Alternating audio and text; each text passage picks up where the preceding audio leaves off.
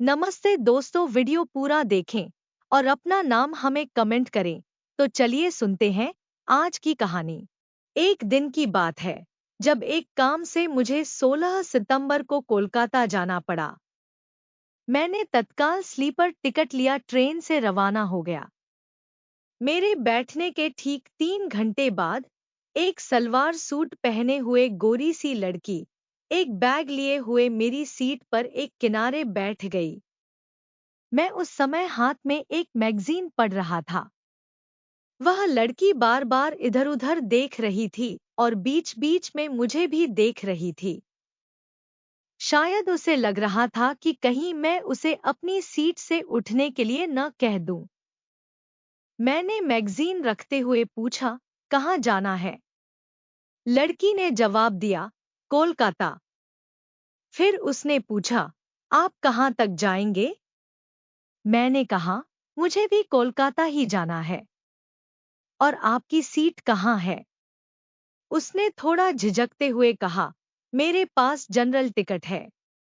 मैंने कहा, तो अभी टीटी आएगा तो टिकट बनवा लेना, शायद सीट भी मिल जाए।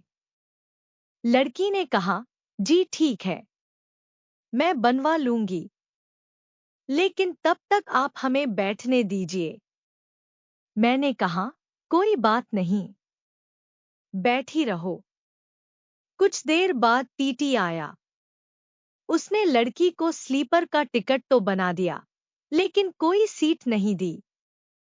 उसने कहा, कोई सीट खाली नहीं है। मैंने लड़की से पूछा, आप करती क्या हो?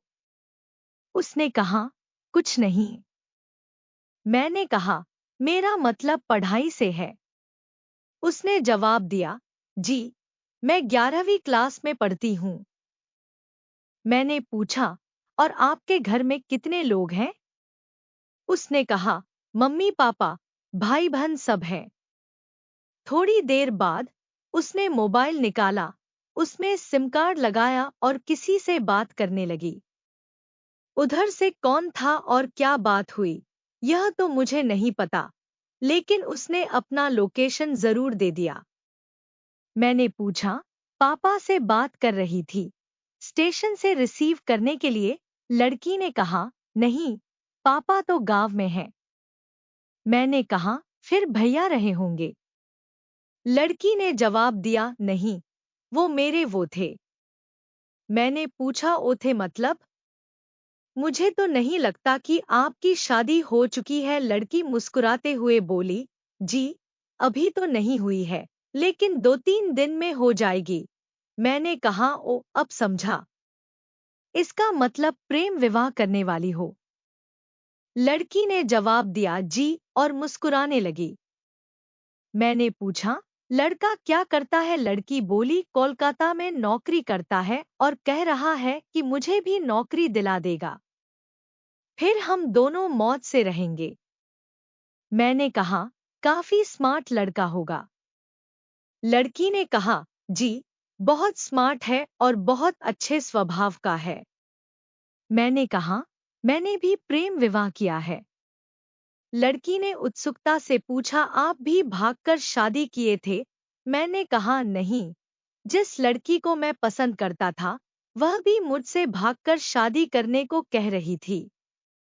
लेकिन मैंने उससे कहा कि हम तुम्हें पसंद करते हैं, लेकिन इसका मतलब यह नहीं कि अपने माँ बाप, जिन्होंने हमें पाला पोसा, उनकी इज्जत को ठुकरा दे। मैंने कहा कि शादी तो तुमसे ही करूंगा, लेकिन माँ बाप को मनाकर। और आखिरकार माता पिता मान गए और हमारी शादी हो गई। मैंने लड़की से पूछा, वैसे आप जिससे प्रेम करती हैं उसे आपके घर वाले जानते हैं? लड़की ने कहा, जी नहीं, कोई नहीं जानता।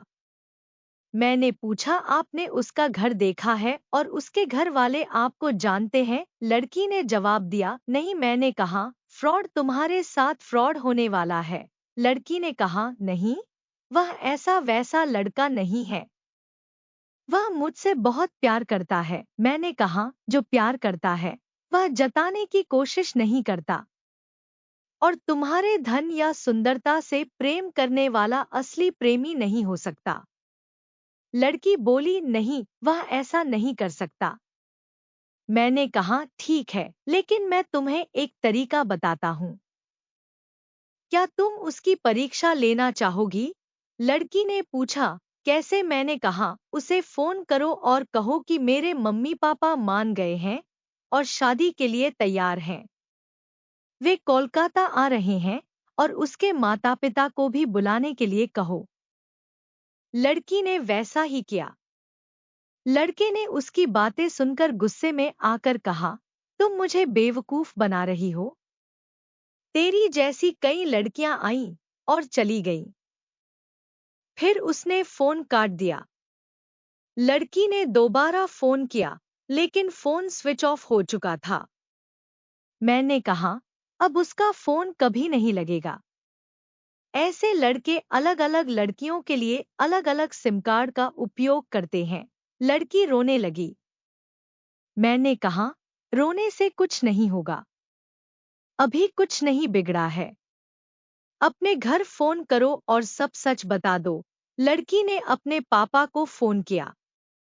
उसने रोते हुए सब कुछ बताया। उसके पापा ने कहा, बिटिया, तुम सुरक्षित घर आ जाओ। बाकी सब हम संभाल लेंगे। लड़की ने मुझे धन्यवाद दिया और अगले स्टेशन पर उतरकर घर के लिए रवाना हो गई। तो ये रहे हमारे सब्सक्राइबर्स के नाम जिन्होंने हमारी कहानी को दिल से सराहा है। पहले नंबर पर है विराज शुक्ला जी, आपका दिल से धन्यवाद करते हैं हम। दूसरे नंबर पर है नैन्सी गुप्ता जी, हमारा वीडियो देखने तथा हमारा होश बढ़ाने के लिए बहुत बहुत धन्यवाद। तीसरे नंबर पर है राजकुमार गुप्ता जी, आपको भी बहुत बहुत धन्यवाद। हमेशा हमारे साथ वही सपोर्ट में बने रहिए आप लोग, और हम ऐसे नई नई कहानी लेकर आते रहेंगे आपके लिए। धन्यवाद। आप भी अपना नाम कहानी के बीच में सुने। हमारे चैनल को सब्सक्राइब करें।